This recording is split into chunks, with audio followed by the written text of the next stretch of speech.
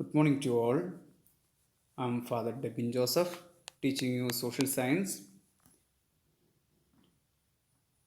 Today we begin with a new chapter: What is democracy? Why democracy? In Social Science Democratic Politics, Part 1. The chapter begins with a question: What is democracy? In its introduction, we see a recap of the first chapter: Chile before and after Pinochet's rule, Poland after the fall of communist rule, Ghana in the early period of Nkrumah's government. All these things are discussed in the first chapter, in the previous chapter. Those who are interested in can go through the passage itself. But in these events, we find a common features among democratic and non-democratic governments. Another question: Why define democracy? In the text, you can see a small conversation between the teacher and student.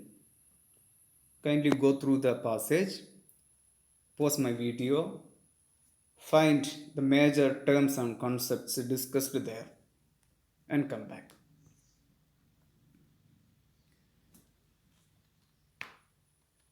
I believe you have gone through the passage. There it is discussed the need for definition of Abraham Lincoln. Democracy is government of the people, by the people, and for the people. And the origin of the word democracy coming from two Greek words. Demos means people, krasia means rule. All these things are discussed in the conversation. But we need a definition, a simple definition. Among the different forms of the governments around the world, what makes democracy indifferent? Democracy is a form of government in which rulers are elected by the people. See the key word used: rulers are elected by the people. Apart from the dictator Pinochet, kings of Nepal and Saudi Arabia, the rule of nation not because the people have chosen them, but they are born to royal family.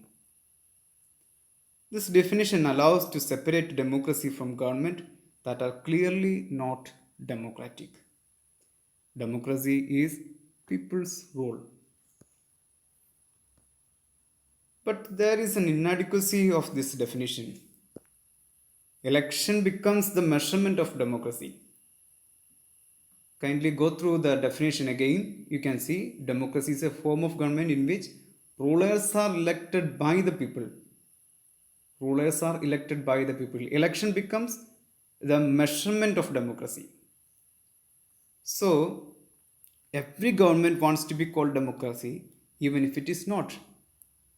That's why we need to carefully distinguish between a government that is democracy and the one that pretends to be democratic.